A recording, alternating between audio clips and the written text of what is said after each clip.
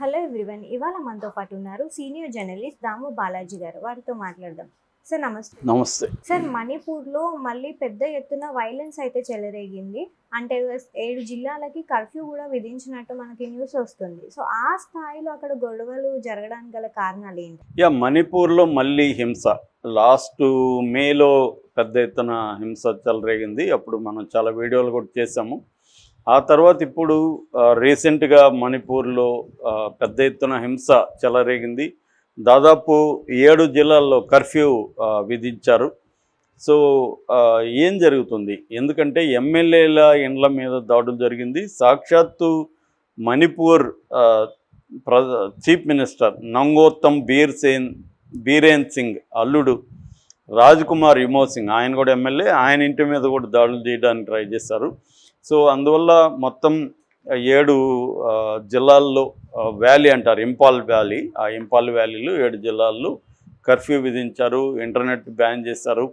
దీనికి కారణం ఏంటి అంటే ఈ అల్లర్లలో ఇప్పటి వరకు దాదాపు అంటే నవంబర్ 7 నుంచి ఇప్పటి వరకు జరిగిన అల్లర్లలో 17 మంది చనిపోయినట్టుగా ప్రభుత్వం ప్రకటించింది. అంతకంటే ఎక్కువే చనిపోయినారని మీడియా చెప్తుంది.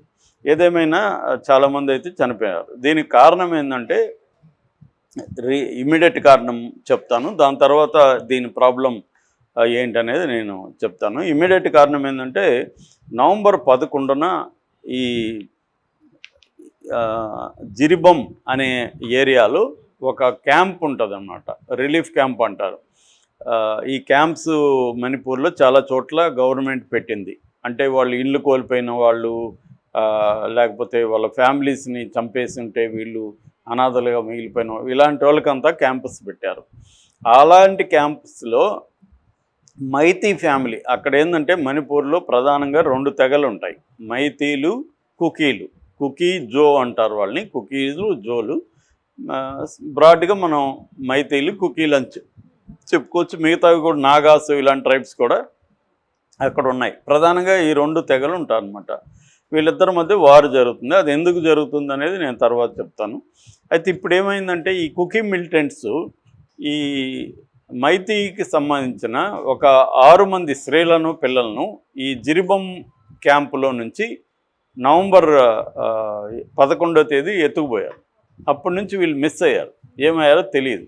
అయితే ఇప్పుడేమైంది, ఈ అస్సాం బార్డర్లో, మణిపూర్ అస్సాం బార్డర్లో బరక్ నది అని ఉంది. ఆ బరక్ నది దగ్గర వీళ్ళ శవాలు దొరికాయి.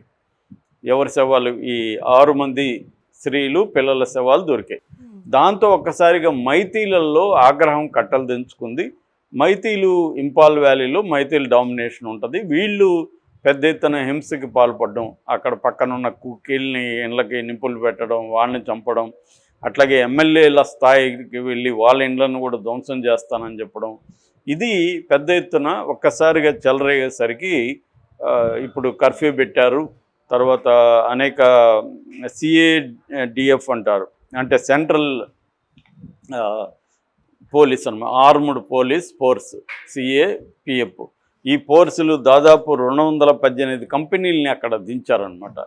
అవి కాకుండా CRPF 15 కంపెనీస్ ఉన్నాయి. తర్వాత BSF బార్డర్ సెక్యూరిటీ ఫోర్సు, ఇదొక 5 కంపెనీస్. పెద్ద స్థాయిలో మిలిటరీని అక్కడ దించి కంట్రోల్లోకి తీసుకురావడానికి సిచ్యువేషన్ని ట్రై చేస్తున్నారు. హోంశాఖ, సెంట్రల్ హోంశాఖ కూడా దీన్ని గైడ్ చేస్తుంది. అయితే దీనికి కారణము ఏంటి అనుకున్నప్పుడు ప్రధానంగా మనకి లాంగ్ టర్మ్ కారణాలు చూసుకున్నప్పుడు బ్రిటిష్ వాళ్ళకు ముందు కూడా ఈ బ్రిటిష్ వాళ్ళు రాకముందు కూడా మణిపూర్లో ఏంటంటే ప్రధానంగా 2 వర్గాలు ఉండేవి. మైతీ రాజులు పరిపాలించేవాళ్ళు. బార్డర్ అంతా, కొండలంతా కూడా ట్రైబల్స్, కుకీలు, నాగాలు వీళ్ళు ఉండేవాళ్ళు. అంటే విదేశీ దాడులని అడ్డుకునేవాళ్ళు ఈ కుకీలు, నాగీలు. అందువల్ల ఇక్కడున్న రాజులు వాళ్ళని కొంత మంచిగా చూసుకునేవాళ్ళు. ఎందుకంటే వాళ్ళు ఉండడం వల్ల చుట్టుపక్కల బార్డర్స్లో ఈ మైతీలు ఉన్న ఇంపాల్ లోయ ఏదైతే వ్యాలీ ఉందో ఇది సారవంతమైన ల్యాండు. ఇక్కడ ఉద్యోగాలు కానీ ఇన్ఫ్రాస్ట్రక్చర్ కానీ అన్నీ బాగా అభివృద్ధి, వెల్ డెవలప్డ్ ల్యాండ్ అనమాట. సో ఇట్లా ఉండేది రాజుల కాలంలో. తర్వాత బ్రిటిష్ వాళ్ళు వచ్చారు. బ్రిటిష్ వాళ్ళకు వ్యతిరేకంగా కూడా కుకీలు 1917 నుంచి 19 వరకు పెద్ద ఎత్తున తిరుగుబాటు చేశారు. మన దేశంలో అనేక చోట్ల గిరిజనులు కూడా మనకి అల్లూరి సీతారామరాజు, బిర్సా ముండా ఇలాంటివి మనం చాలా వినుంటాం కదా. ఇలాగా ఉద్యమాలు జరిగాయి. సో దాంతో ఏం చేశారంటే బ్రిటిష్ వాళ్ళకి ముందు నుంచి కూడా వాళ్ళకి విభజించు పాలించనే ఒక రూల్ ఉంది. మనుషుల్ని విభజిస్తే వాళ్ళు కొట్టుకుంటుంటారు అనేది బ్రిటిష్ వాడు ప్లాన్ అన్నమాట.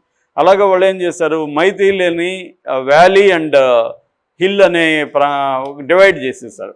హిల్స్లంతా కుకీలు వీళ్ళు ఉంటారు, నాగాసు, వ్యాలీలేమో వీళ్ళని పెట్టారు. ఇలాగా విభజించి పాలించే వల్ల వీళ్ళ గొడవలు పెరిగాయి.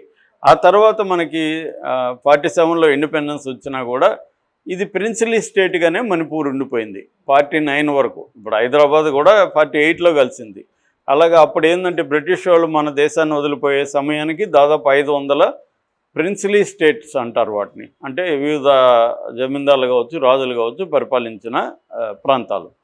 అలాగా ఇది కూడా 1949లో ఇండియాలోకి వచ్చింది మణిపూర్. వచ్చినా కూడా ఈ సమస్య అప్పటి నుంచి ఇలాగే ఉంది. ప్రధానంగా దీనికి కొన్ని కారణాలు చూసుకున్నప్పుడు మైతీల పాపులేషన్ 53% ఉంటుంది. కానీ వాళ్ళు ఉండే ప్రాంతం 10%ఏ ఉంటుంది మొత్తం భూభాగంలో. అయితే మిగతా 90% కొండల్లో ఉంటాయి. ఆ కొండల్లో ఎవరు ఉంటారు, మిగతా 47% ఉన్న గిరిజనులు అక్కడ ఉంటారు. కుకీలు ప్రధానంగా, నాగాలు ఇలాగా. సో ఇప్పుడు వాళ్ళ తర్వాత 371C ఆర్టికల్ ప్రకారం ఒక రూల్ తెచ్చారు. అదేంటంటే ట్రైబల్ ల్యాండ్ ట్రైబల్లే కొనుక్కోవాలి, ట్రైబల్లే అమ్ముకోవాలి. మనకు కూడా అలాంటి రూల్ ఉంది ఇక్కడ. సో నాన్ ట్రైబల్స్ కొనకూడదు. అంటే ఇప్పుడు ఏంది, మైతీలు ఈ 10% భూభాగంలోనే ఉండాలి, ఇక్కడే ల్యాండ్ కొనుక్కోవాలి, అక్కడికి వెళ్ళి కొనకూడదు. ఎందుకు పెట్టారు ఈ రూల్ అంటే ట్రైబల్స్ని ప్రొటెక్ట్ చేయడానికి. ఎందుకంటే ఈ కుకీలు మైతీలు మధ్య కంపేర్ చేసుకున్నప్పుడు ఆర్థికంగా కానీ, అడ్మినిస్ట్రేటివ్ పరంగా కానీ, పొలిటికల్గా కానీ, సోషల్గా కానీ, జాబ్స్ పరంగా కానీ బాగా డెవలప్డ్ ప్రాంతం ఏది, మైతీలు ఉన్న ప్రాంతం. కాబట్టి వీళ్ళకి కంపేర్ చేసినప్పుడు మైతీల కంటే కుకీలు బాగా వెనకబడి ఉన్నారు. వాళ్ళకి కొండ ప్రాంతాలు, వాళ్ళకి పెద్ద వ్యవసాయం బలంగా లేదు, వ్యాపారం లేదు, ఇన్ఫ్రాస్ట్రక్చర్ లేదు, ఉద్యోగాలు లేవు, అడ్మినిస్ట్రేషన్లో వాళ్ళ వాటా లేదు, ఎడ్యుకేషన్లో వాళ్ళ వాటా లేదు, పొలిటికల్గా వాళ్ళ వాటా లేదు. కాబట్టి వాళ్ళని ప్రొటెక్ట్ చేయాలన్న ఉద్దేశంతో మనకి స్వాతంత్రం వచ్చిన తర్వాత ఈ ట్రైబల్ యాక్ట్ని తీసుకొచ్చి ఎస్టీల భూముల్ని వాళ్ళే కొని వాళ్ళే అమ్ముకోవాలి తప్ప మైతీలు కొనడానికి లేదు. ఇది ఒక యాంగిల్. రెండో యాంగిల్ మతం యాంగిల్. మైతీలంతా కూడా ప్రధానంగా హిందువులు, కుకీలంతా ప్రధానంగా క్రిస్టియన్లు. ఇది కూడా బ్రిటిష్ కాలం నుంచి వస్తున్నది. ఈ యాంగిల్ కూడా దీన్ని బీజేపీ వచ్చినాక దీన్ని పెంచిందని చెప్తారు. ఈ యాంగిల్ కూడా అంటే హిందూ క్రిస్టియన్ యాంగిల్ అనేది కూడా పెరిగిందని. సో ఇదొకటి. ఇంకొకటి ఏంది, మయన్మార్. అంటే మయన్మార్లో 2021లో అక్కడ మిలిటరీ తిరుగుబాటు జరిగింది. దానివల్ల ఆ దేశం నుంచి ప్రజలు బార్డర్ ఏరియాల్లో ఉన్న మన భూభాగాల్లోకి రావడం మొదలుపెట్టారు. అలాగే ఎక్కువ వాళ్ళు ఏంటంటే డ్రగ్ ట్రేడింగ్ని వాళ్ళు ప్రోత్సహించడం మొదలుపెట్టారు.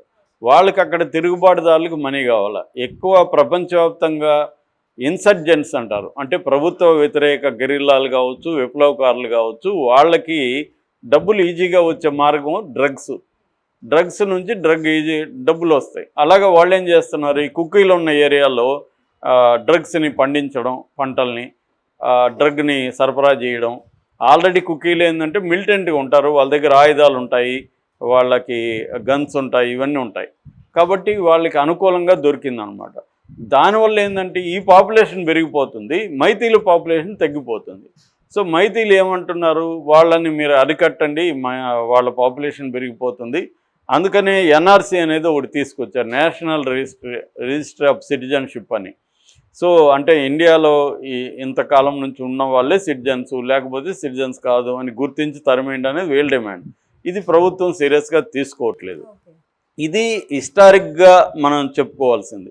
అంటే మైతీల వైపు నుంచి మనం ఆలోచిస్తే మైతీలకి ఏంటంటే ల్యాండ్ మాకు 10% ల్యాండే ఉంది, మేము ఇంకా అటు వెళ్ళడానికి లేదు, ఎక్స్టెండ్ అవ్వడానికి లేదు. అటుపక్కేమో మయన్మార్ అవన్నీ వాళ్ళని ఇది చేస్తున్నారు, వాళ్ళు మిలిటెంట్గా ఉంటున్నారు, వైలెన్స్ డ్రగ్స్ ఇవన్నీ జరుగుతున్నాయి.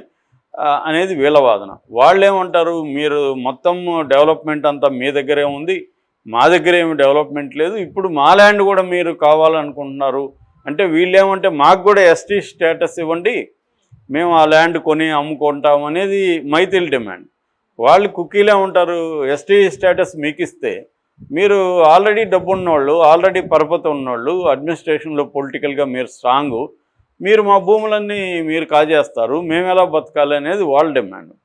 సో ఈ గొడవల్లో ఏం చేసిందంటే లాస్ట్ ఇయర్ మేలో అక్కడున్న హైకోర్టు, మణిపూర్ హైకోర్టు, ఈ మైతీల డిమాండ్ పరిశీలించండి అని గవర్నమెంట్కి చెప్పింది. ఏం డిమాండు? ఎస్టీలుగా వీళ్ళని కన్సిడర్ చేసే డిమాండ్. దాంతో ఒక్కసారిగా కుక్కీల్లో తిరుగుబాటు వచ్చింది, రెవల్యూషను. అంటే వాళ్ళు వీధుల్లోకి వచ్చి వైలెన్స్ చేయడం మొదలుపెట్టారు.